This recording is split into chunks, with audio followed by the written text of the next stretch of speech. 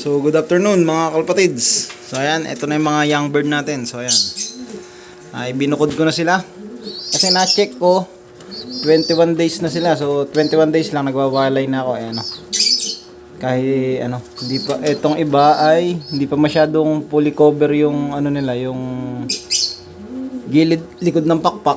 So binalay ko na rin. Ayan, etong dalawa, eto may bata pa dito. Ayan, ayan. So kahit na ano, binalay ko na sila basta 21 days na mga bossing.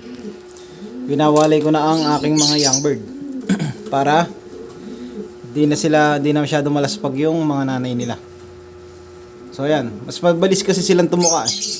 Pagka ganyan matutong tumuka. Pagka ano, yung mas bata nyo silang iwawalay. So ayan, ayan ang winalay ko na. Pagka mga malalaki na kilaki na ng konti, pwede na nating vaksinan yan. Ito naman yung kanilang poop. So ayan, healthy naman mga boss. Ayan, naglulugas yung ano, mga bubo naman yung tayo. So ayan lang. Pagka mga bata pa talaga, marami pang masasayang na pagkain. Dahil nag-aaral pa lang silang tumuka. So ang pinipili nila yung maliliit.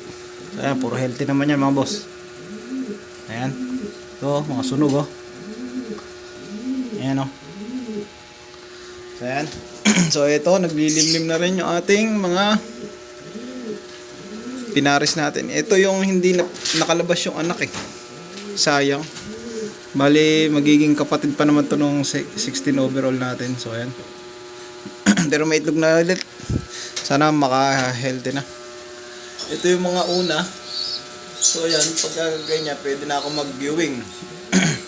Kung na-viewing na ng maaga yung gantong edad mga boss, pag na-viewing nyo na, susunod yan, pwede na natin silang palawalan. Pag mga ganun, hanggat hindi pa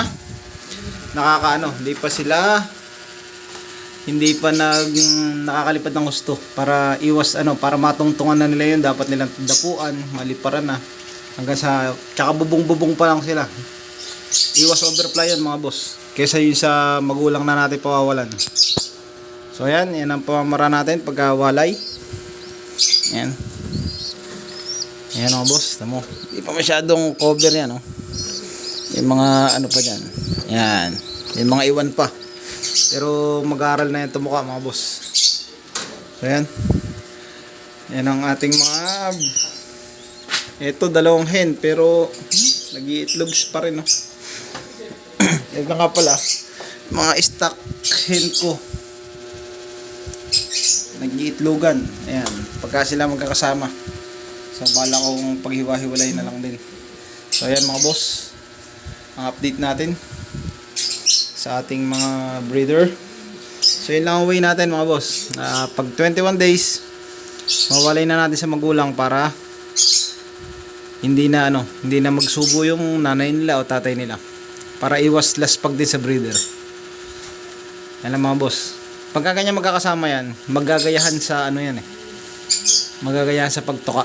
Kaya magandang rin yan. Magandang sabay-sabay talaga tayo mag-breed. Para magkakasabay-sabay yung mga young bird. So madali silang matuto sa pagtuka nila. Ayan mga boss. Yan lang update. Salamat.